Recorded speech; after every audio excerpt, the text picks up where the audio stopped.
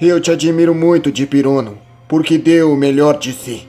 Apesar de ser um toca de linguiça, você nos deu muito trabalho. Passou por várias transformações, e por isso eu te considero um Silas Malafaio. Espero que renasça como um Cláudia Raio. Estarei te esperando para lutarmos. Eu também vou treinar. Vou treinar muito para me tornar um gasolino.